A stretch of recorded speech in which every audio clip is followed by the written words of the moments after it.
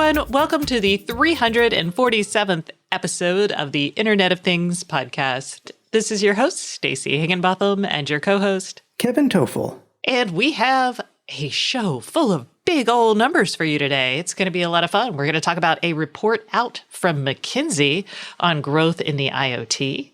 We'll also be talking about Qualcomm's plans for growth, which include the IoT. We've got a snag on the ARM-NVIDIA deal. Is that going to happen? Who knows? Apple has some cool patents, and they did lose their HomeKit chief. Boo. Amazon has announced new functionality on your Echo devices and coming into the light switch market with some cheap Amazon Basic gear. We've also got some look-alike gear from Yeelight that we'll talk about. Y'all are going to love it. And Kevin has tried out a brand new app that, my gosh, if you're a HomeKit user, you're going to want to hear about it. Well, it's new for me, but it's actually in version 5. Right. It's new to us, but maybe you're already using it. Feel free to tell us about it. And we're also going to hear from our sponsor, Twilio. And our guest this week is Jen Caltritter, who is the lead on Mozilla's Privacy Not Included project, which came out this week. This is Mozilla's annual list of gadgets and devices that abuse your privacy. So we'll talk about which devices made the grade and which are just plain old creepy. But first, let's hear from another one of our sponsors, Juniper. This week's show is brought to you by Juniper Networks. Sprawling IoT devices are prime targets for attackers. And once infected, they can quickly bring your network down and leave you vulnerable. That's why Juniper has teamed up with Woot Cloud to bring complete visibility and context-aware control for devices the moment they join your network. We've actually written a lot about this tactic in the newsletter.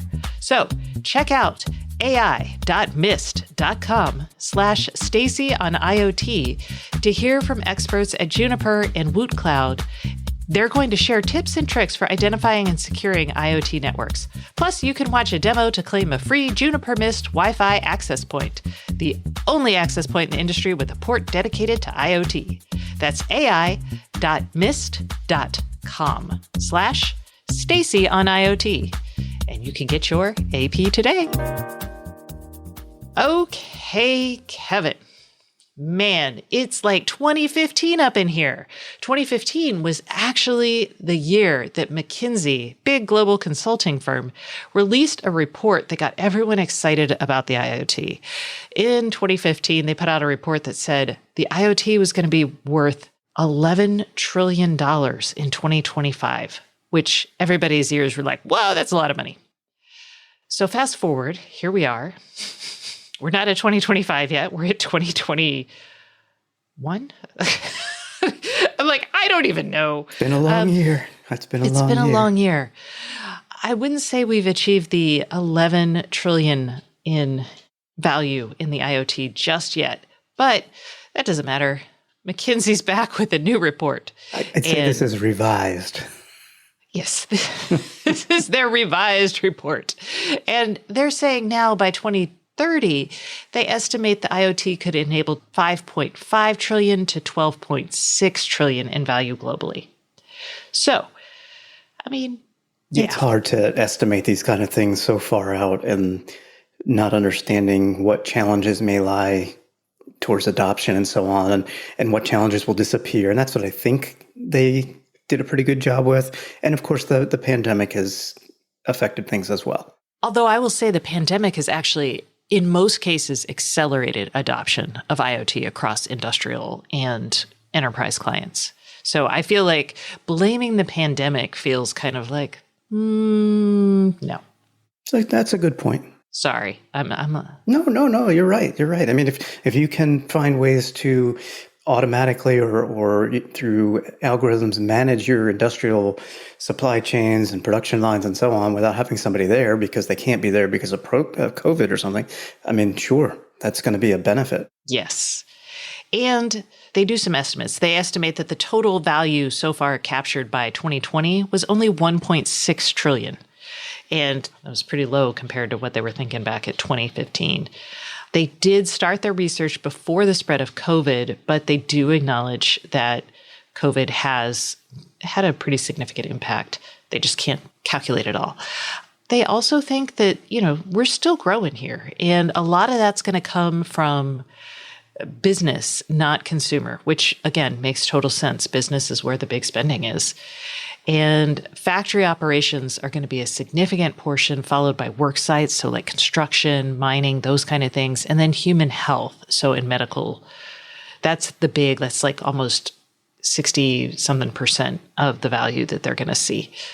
So some big IoT numbers, little level setting maybe. And most of it's going to come from optimizations of your operations, followed then by human productivity and boosting health. So those are the big things that we're going to see in terms of use cases. We're also going to see a little bit on condition-based maintenance. They assume 12% of the economic value in 2030 will come from that, as opposed to 41% from operations optimization. And condition-based maintenance is predictive maintenance, which is one of we hear so much about it, but it's not going to generate as much value as just getting rid of some of the excesses in optimization. So I see that they have an estimate of 37% cumulative annual growth rate over the next decade for autonomous vehicles. It's actually the highest growth rate. We're coming from nothing though, Yeah, no, and that helps. Small numbers, starting from small numbers definitely helps with that. I guess I'm not questioning their number, but it made me question my own thoughts on where I thought we'd be at this point, say 2 years ago, and we're not where I thought we'd be. It seems to be more challenging than I had perceived and as it was presented a couple of years back, because the change, the adoption is kind of slow. I mean, I'm shopping around for a new car right now just because we're coming off a lease, and I see tons of great, pretty much standard sensor features for safety, and some for, I'll say, smart driving, such as automatic lane changes and things like that, smart cruise controls. But I keep reading lately about, new betas for Tesla's autonomous driving and more questions and answers with that, and rolling back betas of it. And I know they're not the only one in this space, but I would say they're the leader. And it's like, are we making the progress that we thought we would? I don't think so. No, I really thought we had said way back in 2010 that we would have autonomous cars by 2025, 2020, fully autonomous cars by 2025. And here we are in 2021. And I'm yeah, that's not happening. I'm okay with it. I like to drive personally, but I do like to take advantage of the smart cruise controls with adaptive and keeping me in my lane. So I just have to leave my hand on the steering wheel. I feel much more like a passenger when I want to, but I actually do like driving. So that's just me. Yes. And the report is full of things that, hey, here's what it takes to scale the IoT. Designing from scale. Don't just do a pilot. You have got to really deploy all at once. It's like a sea change. You got to just let it wash over people. Go big or go home. Yeah. You also have to take it, again, away from just the IT. This is your entire organization needs to change. We need to push for interoperability. There's a lot more. I'll try to get some of these guys to talk to us maybe on the show next week about what's happening, or maybe the week after, for their advice, because, otherwise you pay a lot for McKinsey. All right, let's talk about other big numbers. Qualcomm. Qualcomm did their investor and analyst day this week, and, it was a big freaking deal. I'm just going to go with that. And one of their big numbers is they think that the IoT is going to reach $9 billion for them by 2024, which, wow, go them. That feels like a lot. Their CEO, Cristiano Amon, said that they're actually going to have to kind of hold back a little on IoT development because this chip slowdown means that they're allocating their production towards kind of higher profit margin chips, higher value chips. So those for smartphones, servers, that sort of thing. So IoT is going to grow a little bit slower, but holy cow, 9 billion by 2024 is nothing to scoff at. Yeah, that would be their second largest profit, or I should say revenue generation, because mobile is obviously, and by mobile I mean chips in smartphones and tablets and likely computers over the next coming years running on ARM chips. I mean, that generates the bulk of their royalties and so on. But they also have an RF line, automotive line, and IoT. And out of those three, IoT was the biggest of the three. So yeah, sales in IoT for this year, they were up 66% to 1.54 billion last quarter.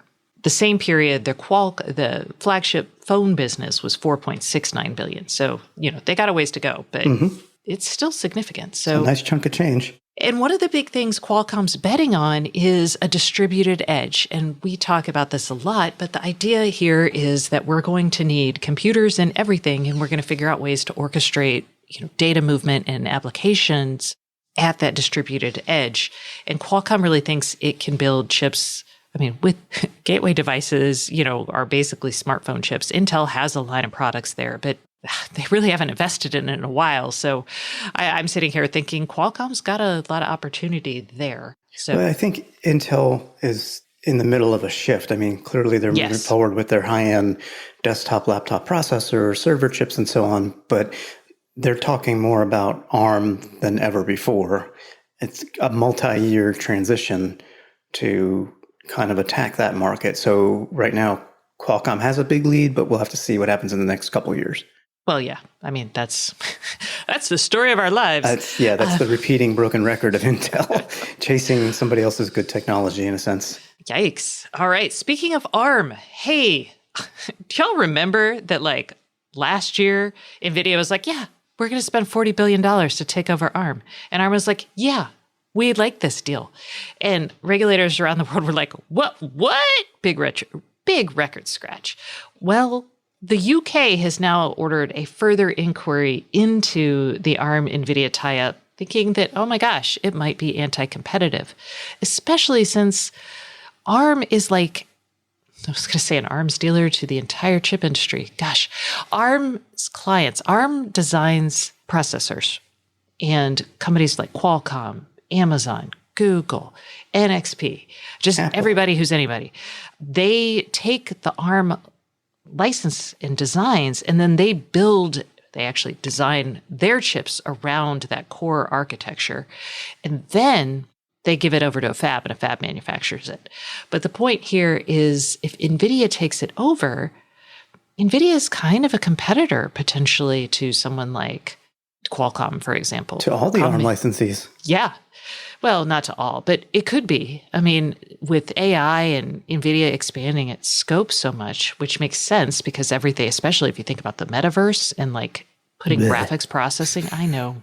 But if we accept that computing is going to become more visual in more places, then we do have to think about, well, maybe Qualcomm does want to invest in graphics. And if ARM and NVIDIA are tied up, that could be a problem for them.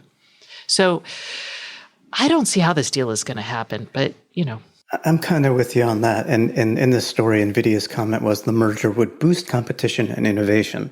Okay, no, we're not even saying that. We're just that's both sidism. Of course they're going to say that. Anyway, sorry. I was yes, this is a very common statement in these types of situations. But in this one more than ever, that is just so not true in my opinion. Okay, me too. I agree. Okay, let's talk about privacy and one of those ARM licensees, Apple. Apple, yes. Apple, which actually is, at least they tout the most privacy amongst their products. We can argue and debate that if we'd like, but I tend to believe it's true. They have a patent that allows users, in theory, this is not a product yet, that allows users to have their screens, say an iPhone screen, blurred out so that other people cannot see it. The only person who could see it is somebody who's wearing special glasses. Maybe the glasses are Bluetooth tied to the phone. They're Apple AR, VR glasses. Who knows? There's been lots of discussion of them getting in on this wearable face viewing thing. I don't want to say metaverse, but I guess I will. The metaverse. So it's kind of interesting. I don't know that there's a big need for that. You could buy privacy screens now that do this. Yeah, I don't know if I'd want to wear glasses just to do this. But if you think about, take it outside of the context of your phone, but bring it into a corporate environment, right? So if you had admin privileges for certain data, you could see, whatever, right? Or as a journalist, if I'm walking into a corporation, you could even think about opaque windows or something like that, to hide projects happening, right? So especially if you think about sometimes it's interesting to walk through a company office and just see if they have the digital tablets outside their conference rooms. You can see who's meeting, right? True. So I'm just trying to think, there may be a use case for, in the most dystopian view, right? If you've got access to my bank account and you know who I am, maybe I get to see only things that apply to my bank account. Yeah, no, there's definite use cases there that are very specific, task-oriented things. To have to wear glasses or some device to see them, it's not something I want to do. I'm not saying I represent the market, but it's only the first stage, Kevin. This is true. All right. So, and again, this is a patent. This is just thinking. This is not real. But another Apple story that is real. Sam Jadala, who was the head of home services that included HomeKit stuff, he has left Apple. He joined Apple in February of 2019 after he created a smart lock brand called Otto. Otto was really cool. It was like a $700 smart lock. So it didn't go very far. But he's a smart dude. I talked to him back at Otto. Obviously, when you're at Apple, you never talk to the press. No. So haven't talked to him for a while, but I can't wait to see what he does next. Apple did just bring in someone fairly recently on the audio side, but I feel a little disappointed about what Apple's done with HomeKit and home automation. And it is working with Matter, so we'll see, but I don't know. I'm just kind of like, Well, what are you doing, Apple? Disappointed how? I'm just curious. I'm not disagreeing necessarily. I felt like Apple was going to be the company that brought us good user interfaces and really brought us closer to more intuition in the smart home. But in fact, it's actually been Amazon that's kind of led the way there. And even Google, Google sticking solely on its devices. Google's actually pushing with local onboard processing for data. And then you look at Amazon and what they're doing. They've done a lot of interesting work around things like hunches. And I really thought a lot of that would come from Apple, but it really hasn't. Well, in general, I would agree. But the hunches is a great feature with Amazon. And we do get suggestions in the home app as soon as you add a device. It's... Yeah, they haven't totally failed. I just feel like... And all their stuff is local. So, it's... they've been local before everybody else to a large extent. I would agree that it's been a slow progression. HomeKit was here first, and then eventually got Madam A and Google and so on. And I feel like in many ways, Apple has been surpassed. But are they features that are must-haves that Apple says we need to add it right now? I don't think they do. I'm not saying I agree with that, but they tend to see what other people do in a market, see what works, and then improve upon it.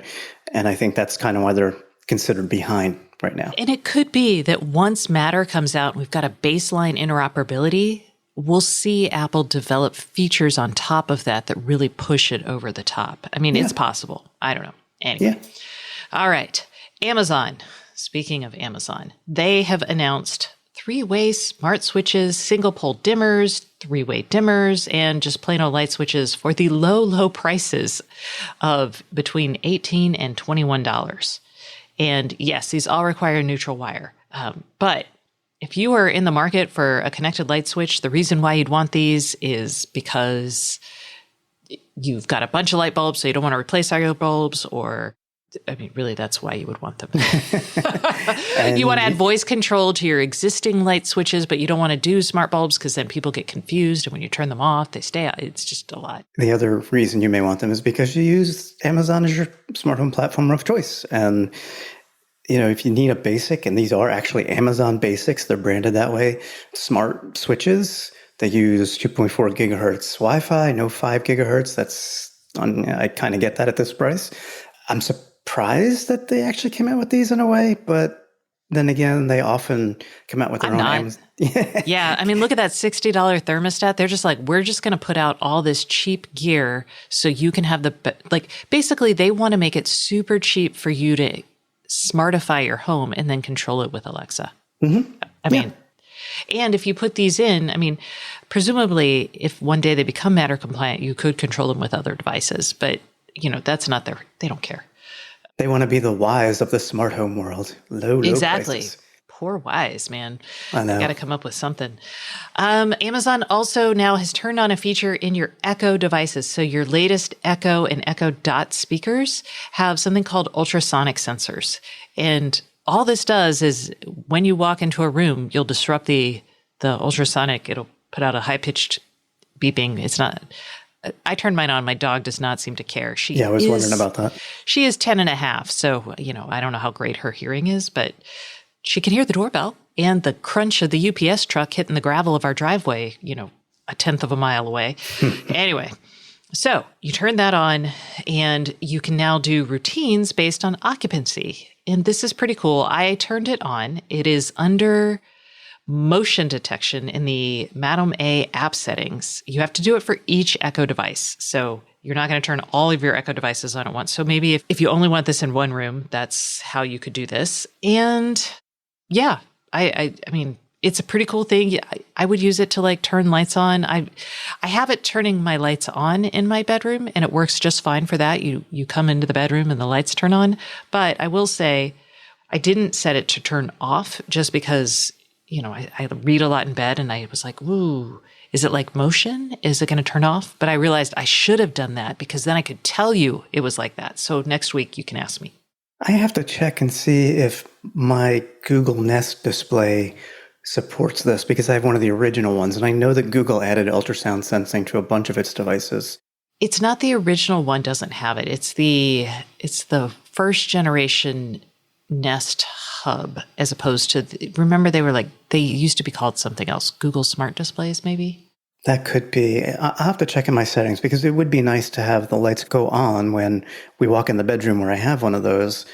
Google doesn't use it like that. Google they use it actually to figure out how close you are to the screen and adapt the information on the screen it's bigger if you're farther away. Oh, so you can't actually set up a routine or anything? I don't think so. I haven't looked recently, but so I can look or, someone, if you work at Google, let us know. Can you do that now? Are you trying to do it? Let us know if you do it. Okay, let's talk about dupes. Yes. Can I just say, I looked at the devices that we're about to talk about and said, oh, Nanoleaf has relaunched their old products, but no, Yeelight has actually introduced its new product, smart LED light panels. Yes. So Yeelight they're basically the Nanoleaf triangles. I mean, that is what they are. But they are available for, I think it's $130 normally, but they've got a Black Friday code that you can use for $97.99. These work with Google Home, Amazon, Xiaomi. They sync with the Chroma Razer RGB keyboards and games. Yeah. These. I don't know what else to say because I see Nanoleafs. Yeah. So, that pricing I gave you, the 30% off, is only before November 30th, and they'll ship on December 1. I mean, you know what? At that price, I'm tempted to order them for my nephew and my niece. I'll be honest. Yeah. I mean, Nanoleaf products in general make a really nice gift, but they're not a cheap gift by any means, either for you or for your friends or your family. You can get something that's comparable for less. Yeah, why not? And Yeelight is owned by Xiaomi. So that is the big Chinese smart home device manufacturer platform. So their stuff is proven. Do you worry about privacy policies and your data going to China? I mean, maybe if you bought this, you'd stick it on your guest network and I don't know, they're connected lights, y'all. Yeah, exactly. I mean, somebody turned their lights on, somebody turned their lights off. I mean, yes, you can learn about people's habits and routines and patterns and all that, but it's not like they're listening and sending voice snippets of what you say near the lights. So, and the Yeelight stuff, some of their stuff does work with Home Assistant. I don't know if these will. If they don't yet, I'm sure they will soon.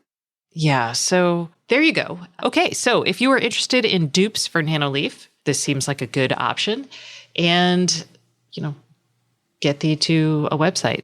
We also have another really cool option as a potential gift mostly for you, probably. If you're listening to this show, this is a gift for you.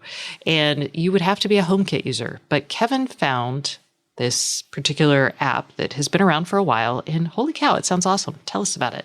Yeah, and I kind of feel bad that I hadn't heard of it before. As I said at the beginning of the show, this is in its fifth version now, fifth major release now. It's been out for at least 3 years from what I can see.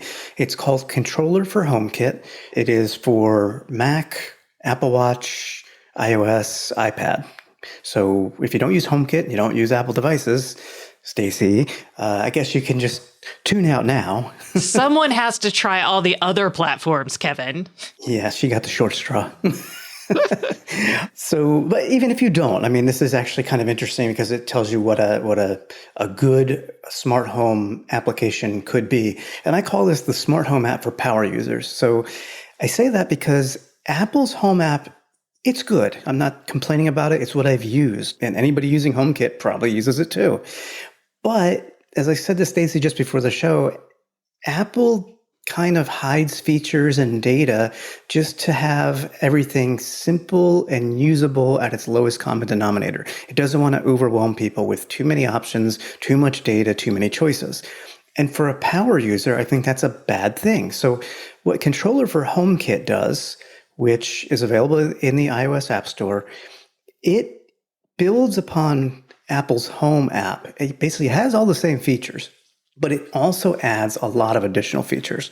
I could probably spend an hour talking about doing that, but Stacy will kill me, so I won't do that. So I'm going to give you some very quick bullet level highlights and just discuss my experience briefly. So you can use this app for free. You can then continue to use it for free as long as you want. But if you want these advanced features I'm going to talk about, they are part of the Pro app, which is $2.99 a month or $14.99 a year or $29.99 for a lifetime subscription. I want to say that the $14.99 yearly subscription does offer you a free 7-week trial. And that's what I used. I'm actually at my 7th day, so I got to decide what I'm going to do. Here's what it adds over the Apple Home app. So smart folders is one of them, where you can group your devices, rooms, whatever you want into smart folders. I like this because in the Home app, I have rooms, but it's not, they're all in a drop-down box. I have to see every single room name just to switch from one room to another. I don't want to do that. Smart folders makes it easier to organize things. You get enhanced Apple Watch features where you can create custom screens for your Apple Watch for this app. I set one up for a nighttime screen, so that way only devices I really care about at nighttime are showing there. And that just, again, makes it easier and faster to get to what I need. HomeKit backup and restore functionality, which Apple actually has. So you can back up everything to iCloud. This does the same thing, backs everything up to iCloud, but you can also have local backups to restore right on your iOS devices, which is nice. Ooh, that is nice. It is handy. HomeKit QR code storage.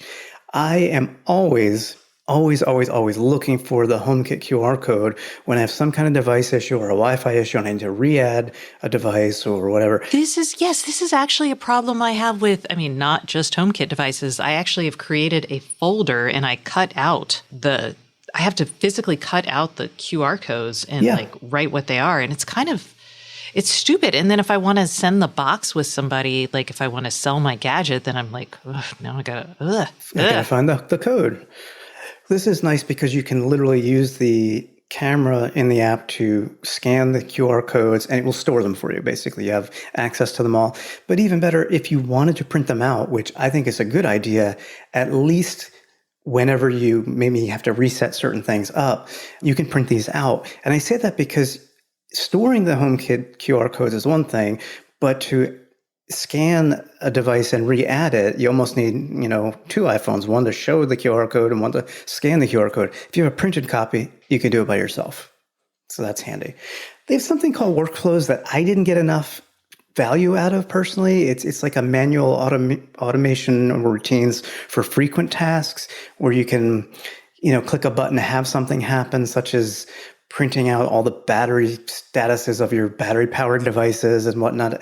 I guess it's kind of like Tasker in Android. These are one-off things, or you can have whole workflows where a bunch of things take off, but they're manual-based things. I just didn't see a need from the way I use HomeKit. A complete log of all your HomeKit activity comes with the Pro version as well. So every single thing that HomeKit does, touches, or changes, it's just all there. And that can be super handy if you need to troubleshoot something in the case of some issue of some kind. And in relation to that, they also have maintenance information on your devices in the app. So it's constantly scanning for what devices do have a low battery, what devices are disconnected right now, what rooms in HomeKit have you set up that aren't doing anything anymore? And I actually had one of these and it found it for me. And of course, I didn't realize it because I set it up ages ago and I guess I moved the devices out of it and it's just taking up space. So there's all kinds of maintenance information at the very detailed level for you. And lastly, you get custom app icons and the ability to hide device attributes you don't want to see, which could be handy because things can be overwhelming. What I really liked, and this kind of goes in conjunction with the hiding device attributes you don't want to see, Controller for HomeKit gives you more than just the Apple Surface details of every device. It also includes the vendor-specific data. So I can find out, like I found out thread information from some of the Eve thread devices that the app has, that Home has, but doesn't tell you about. All kinds of attributes, current state, light levels of every sensor, and so on. So you can actually use that data if you want. If you don't want to, that's fine. But you could use that for automations, which is really cool.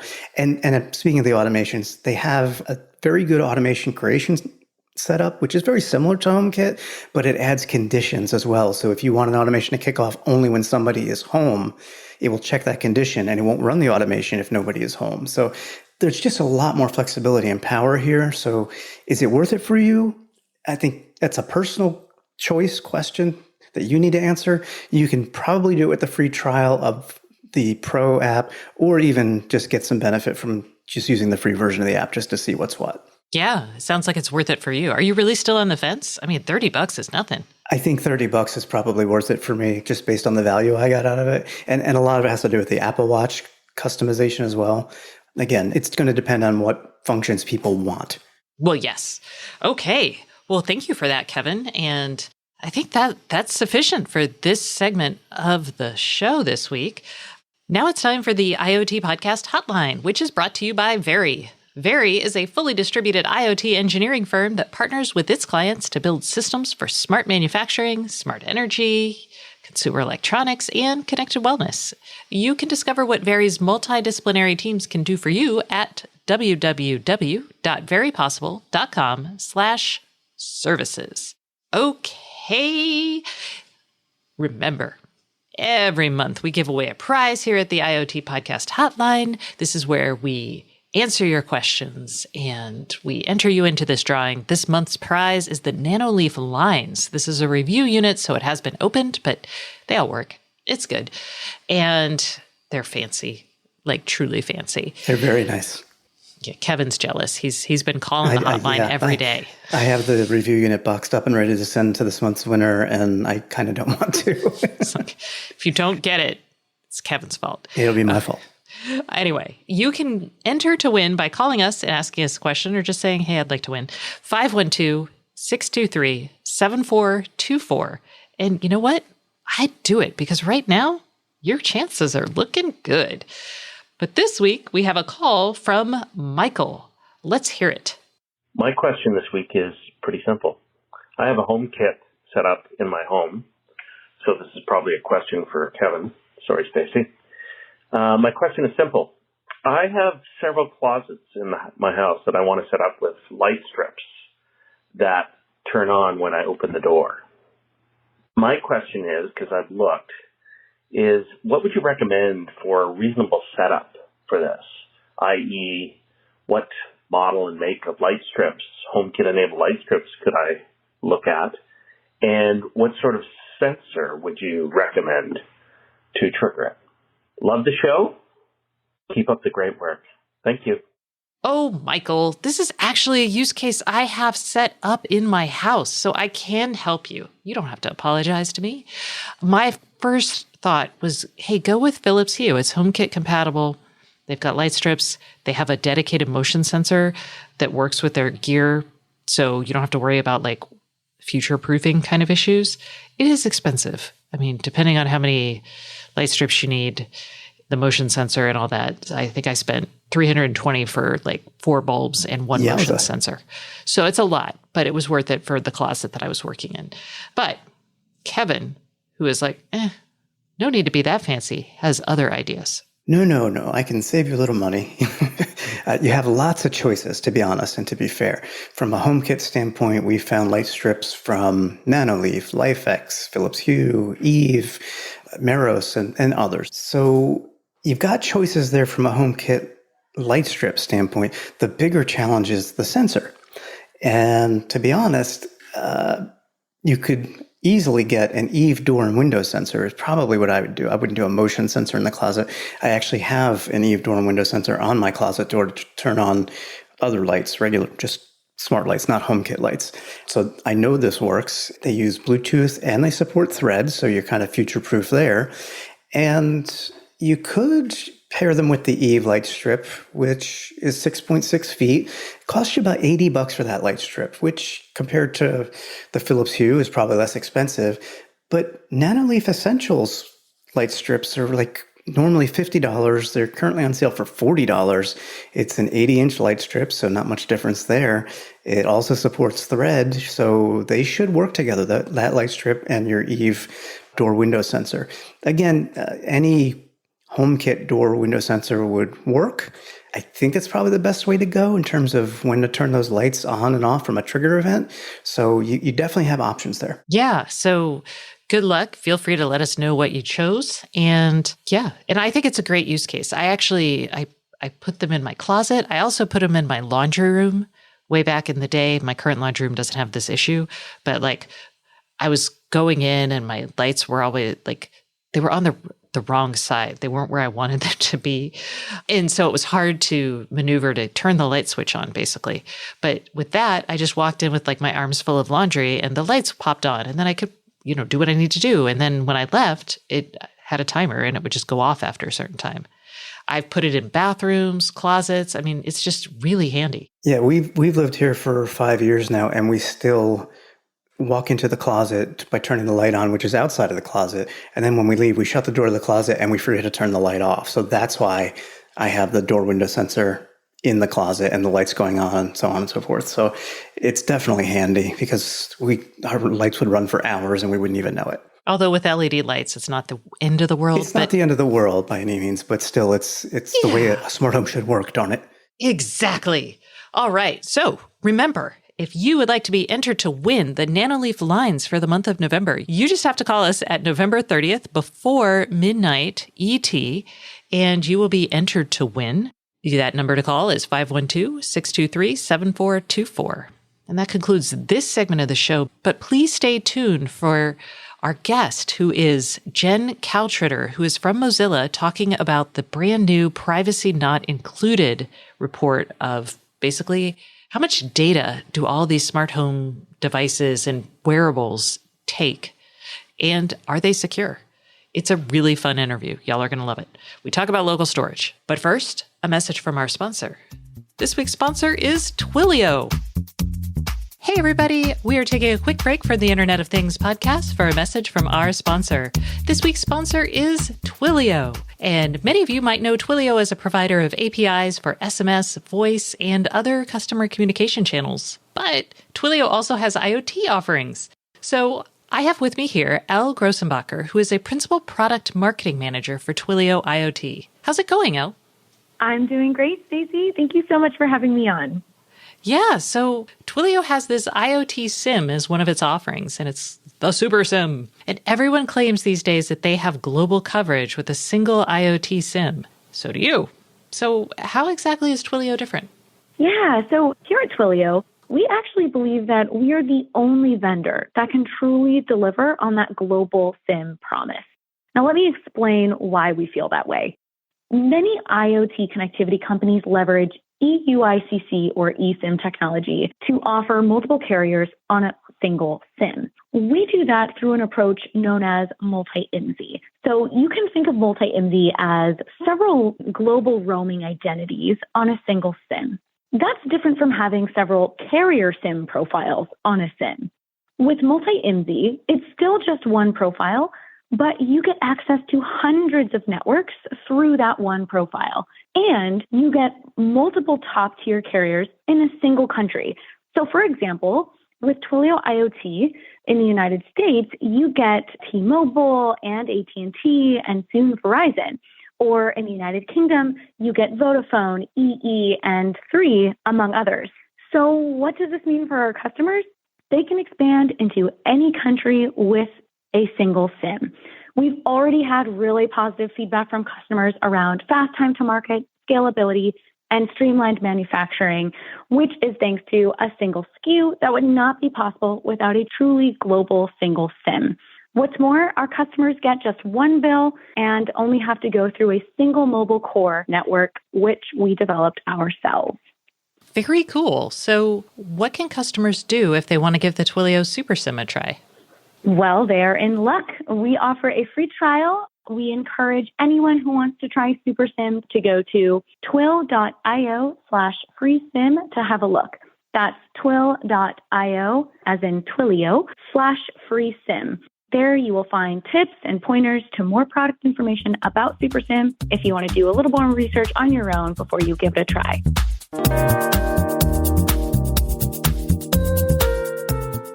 Hey everyone, welcome back to the Internet of Things podcast. This is your host, Stacey Higginbotham, and today's guest is Jen Kaltritter, who is the lead on the Privacy Not Included package from Mozilla. Hi, Jen. How are you today? Hi, I'm good. How are you? Excellent. Okay. Every year for the last 5 years, or this is the 5th year, Mozilla puts out a package. Y'all are probably all familiar with it because we talk about it on the show every year, that talks about different products and how they do or do not violate your privacy. And this year, I think it's the biggest one yet. Is it the biggest one yet, Jen? It is. This year, we've reviewed 151 products across 6 categories to see how they do on privacy and security. Yeah. So, I'm not going to lie, y'all. There are tons of things on here that I actually currently have in my house, including the Fi Dog collar and all of the smart speakers out there. So yay, us. But Jen, let's first talk about, why do y'all do this report? Well, we started back in 2017 at Mozilla, kind of looking around at privacy and the exploding kind of Internet of Things, connected devices space, and recognized that, while there are plenty of people doing reviews out there, Consumer Reports and Tom's Guide and CNET and on and on and on, they weren't really looking at the privacy and security of products in their reviews. They were looking at features and cost and reliability. And we saw a need for that. And we also kind of recognized that coming up with the criteria that you rate products on privacy security is a little challenging. And so we kind of dug into that and we're like, well, let's try something. Instead of trying to get it perfect, let's try something and see what works. And so we just kind of asked the questions that we would want consumers to ask of, when you're buying a connected product, what does it know about you? How can it use what it knows about you? Can you control what it knows about you? Can it snoop on you? What's the worst thing that could happen if something goes wrong? And we kind of approached the research initially with those questions in mind. And then along over the years since 2017, we've kind of refined those based on feedback from people and the evolving kind of nature of our technology, because the ultimate goal is to give people just enough information. We don't want to overwhelm them, but just enough information to make some smart decisions when they're shopping for, a fitness tracker. There's a lot of options out there. They're collecting a lot of sensitive data. Which company is going to handle that data the best? And then go out and buy based on that and try and kind of push companies to do better with your dollars. That was our goal back in 2017, and it's our goal today too. Excellent. And I appreciate that goal. And I do like the way y'all talk about this. So if something is, y'all have a not creepy versus really creepy kind of scale, which I appreciate. So let's talk about what it is that makes something not creepy, because we focus on the smart home here. So there are only about 8 or 9 products that aren't creepy, including Eufy video doorbells, Roombas, the Withings thermo and body scale, the Wyze camera, the Sonos, the Apple HomePod Mini all seem to be not creepy. Yeah, we love our creepometer because it lets people tell us how creepy or not creepy they think a product is based on A, how they feel, and B, what we tell them about it. And it's really fascinating to see what people find creepy and not creepy. And for me, what makes something creepy is how much data it collects on me. Is it collecting as much as it possibly can, or is it collecting the bare minimum to function? And we look at that. And then, how is it using that data? Some of the companies just come right out in their privacy policies and say, hey, we're going to sell your data to third parties. We're going to buy data from data brokers and combine it with the data we collect on you to build a bigger profile so we could try and sell you more stuff. The scariest privacy policy I read this year came right out and said, if you give us your phone number, we'll text you and call you and try and market you stuff, even if you're on a do not call list. And I was like, dang, man, that's who does that? Nordic Track. Nordic Track had earned this year's award for the creepiest privacy policy that I read. So that makes stuff creepy. And then there's the security side of things. And one of the things that is astounding to me is we look at, does it use the product use encryption? Does it require a strong password? Does it have a way to manage security vulnerabilities and all that just to meet our minimum security standards? And this is stuff that most consumers probably don't think about, but we think it's important to just do the bare minimum to be on the market. But the other thing that we look at when we're reviewing our products is the company's known track record of protecting users' data and security. And this year, the thing that surprised me was how just about every major company, at least the smaller ones, don't have as many reported security lapses or data leaks, but almost all of the big companies have had issues. And, obviously Facebook is pretty well known with their security lapses and data leaks and things like that. But every company from Apple on down, even the good ones, Apple has had a problem. Eufy, that I actually own the Eufy security cameras because I like that they had the local storage. And, they had a little security bug. It didn't affect a huge number of people, but it gave 719 people or something like that control over other people's cameras, which is kind of your worst nightmare when you're buying a security camera. And so that looking at a company's known track record and kind of understanding the effort that they put into protecting the privacy and security of their consumers, how quickly they respond when something's found that there's a bug or a security vulnerability or a leak. Looking at that is really telling for us. And I was just kind of surprised at how every company, even the good ones, have had these issues. The good ones fix them faster and are more transparent about it. And the bad ones, like Facebook, tend to not be as transparent about things. So that, to me, is what makes something creepy. That's fair. And I would say that's in line with what we tell our audience. I always recommend to people, before you buy any connected product, Google it, see how they handle the inevitable security breaches, because security breaches are going to happen pretty much all the time. It's just an ongoing fight, right? So how do they handle it? Do they patch quickly? Do they tell people? And then we also tell people to look for companies that have bug bounties that seem to be proactive about accepting vulnerability research. So I like that. You mentioned something pretty important, which is you look for local storage. Most of our audience does too. And that's why we've recommended like the Wise cameras, those sorts of things. But there's also a big shift to on-device processing, even from bigger companies like Google with their version 2 of the Nest Hub display. That particular product takes a lot of very sensitive data. Basically, for me, it's like snoring, who's in your bed, all of that kind of information, and analyzes it on device and then sends back data or input to you. Amazon's starting to make the same effort with some of their devices with audio processing. I don't know if that makes it less creepy, equally creepy. How do we feel about on-device processing of data?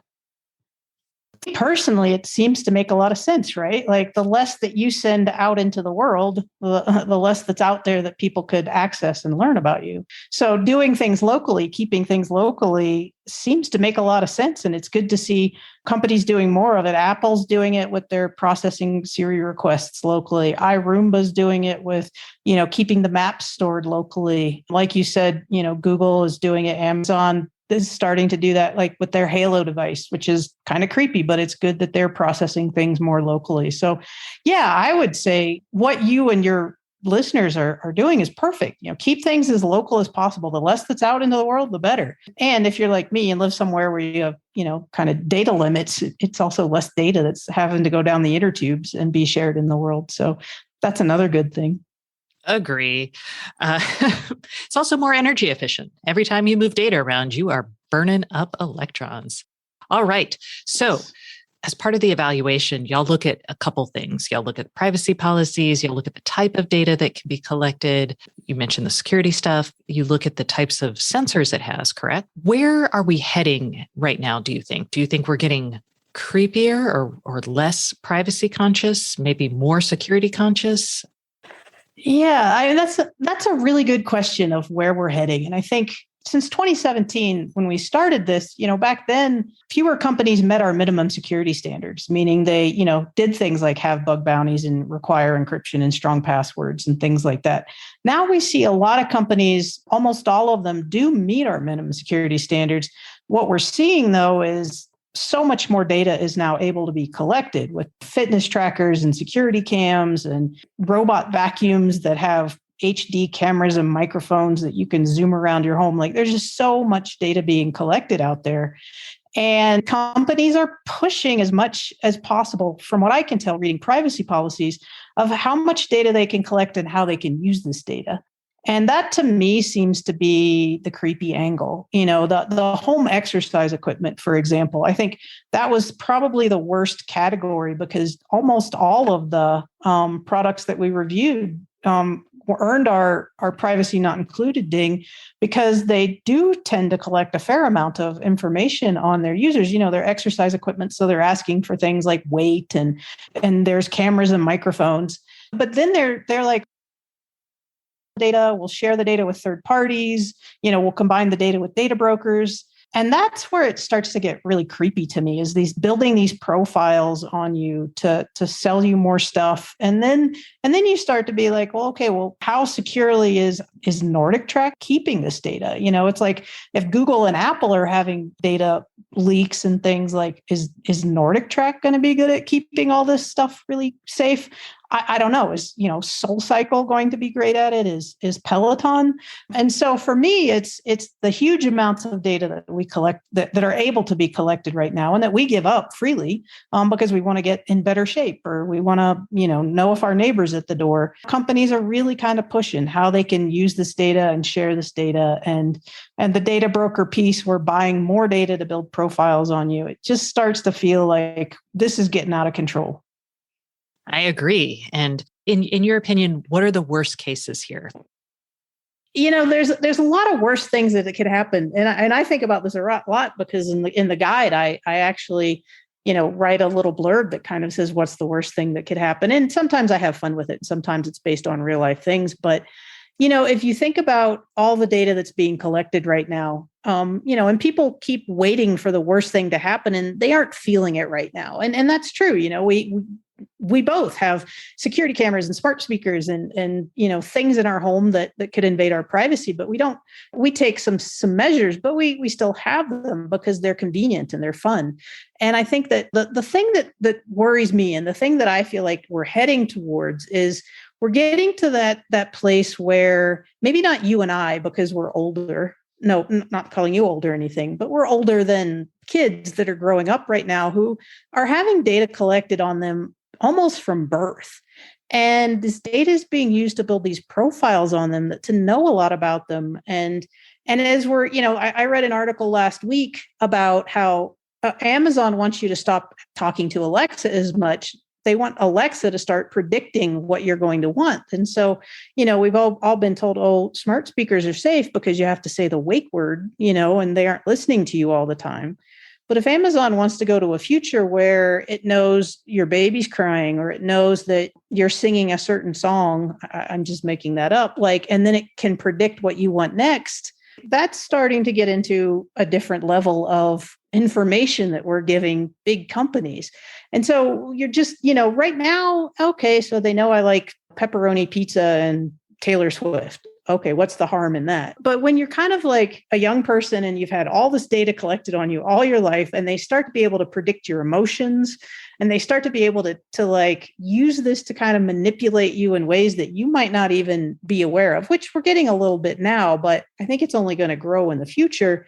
Like that to me is where it gets creepy. And we're not at a tipping point yet where people are going to say, okay, enough is enough. This is harmful. That's coming. And that feels like it might be coming in the next 5 years, where people just say, you know too much about me And now it's creepy that you're manipulating my emotions or trying to use my emotions to get me not just to buy stuff, but to take actions that may or may not be morally okay. I think that for me is the worst case scenario that can happen. Aside from somebody hacked your camera and can look at you while you're sleeping. That, of course, is creepy. I would agree with you. I think what's really challenging for anyone in this space is it's really easy to say, hey, I want my home or my computers to help offload certain mental tasks, right? Or to help me to be intuitive, right? Like any good personal assistant, they know a lot about you, right? And then you want them to act on your behalf. But right now, most people don't realize that a lot of the times they're acting on the company's behalf. The company is happy right now to have you be, using it and content and whatnot, but it could easily get weird. Like Amazon right now, my Madam A device is suggesting good Christmas presents for me to buy people. And I'm like, nope, shut it down. So it's kind of like where personalized surveillance stops being for my benefit and starts implementing dark patterns for the company's benefit. The obvious question is, based on this, you put out the list, we're going to link to it in the show notes. What advice do you have for consumers who, the people who listen to our show, we like gadgets. We would also value our privacy and security. So what recommendations do you have for us? Well, I love gadgets too. The things that I do before I buy a gadget or buy a gadget from someone else are, I look at, like you said, I look at the company's known track record and determine, is this a good company? I got a Garmin fitness tracker because I trusted Garmin more than I did Fitbit or some of the other fitness tracker makers. So that's a big thing. And it's great that you already recommend that. I don't imagine people are going to go out and spend a lot of time reading privacy policies, but you don't actually have to read them all if you don't want. You can just go to the privacy policy and search for words like sell, Control F. Does it say it sells my data? Oh, if it does, I wouldn't probably buy a product from that company. Data brokers, data resellers is another word to search for in a privacy policy. If they say they buy or sell data with those, I probably wouldn't get a product from them. And then it's, if you're buying for someone else, it's all about risk assessment. We do these risk assessments every day for ourselves. Talk to your mom, talk to your nephew and niece, or, your best friend about how cool are you with having a smart speaker or a smart home display or a flying camera drone or a robot vacuum with an HD camera that you can zoom around your house. Like, are you comfortable with that? Just having conversations with people about what they feel comfortable with. That's what I did with my mom when I got her a robot vacuum. That goes a long way. And even just those conversations, because I'm going to guess that you and I and the people that listen to your show probably think about this a lot more than most of the people out there. Having those conversations are just great because it gets people thinking that maybe aren't usually thinking about these questions.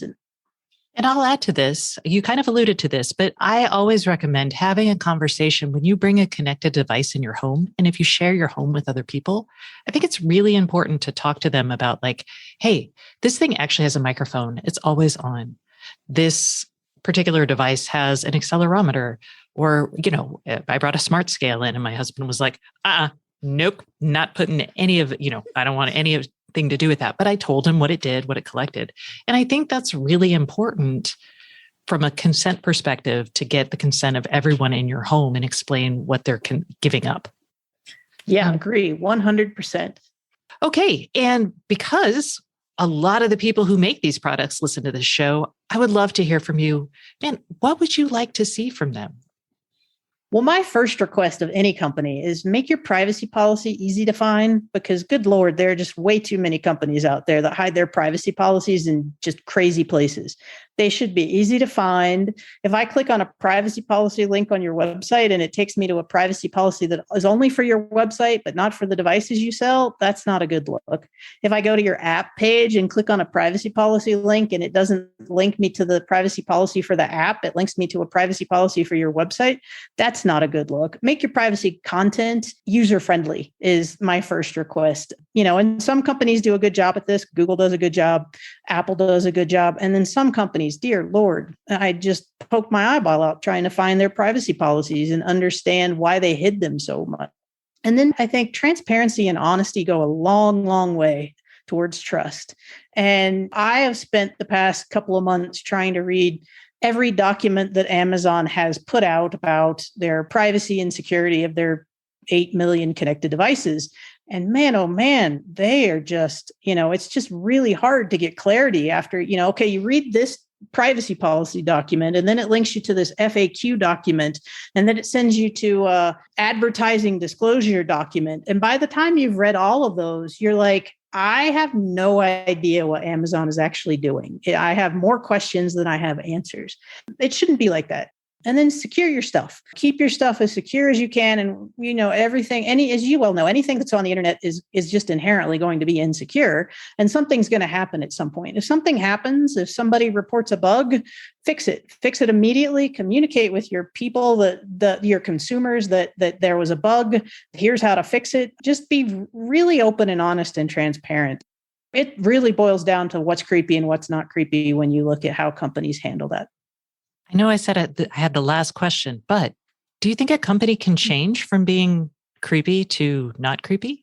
Yeah, I think iRobot, a few years back, I believe it was 2017, there was some reporting that they were collecting mapping data and maybe using that data in potentially questionable ways. That's not something that you necessarily want to be shared far and wide, is a map of your home. And since then, I think iRobot has done a great job of addressing the concerns, really being good about what data they collect, being clear with consumers about how they use that data, giving consumers the option to keep mapping data locally only on their devices and not even sharing that with the company.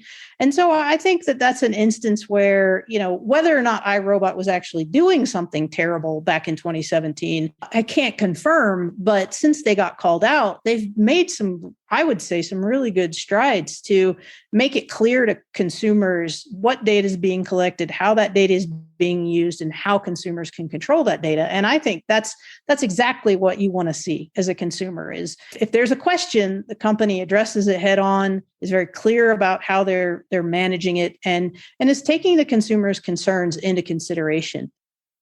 Awesome. All right. Thank you so much for both doing the report and coming on the show to talk to us this week. Thank you for having me.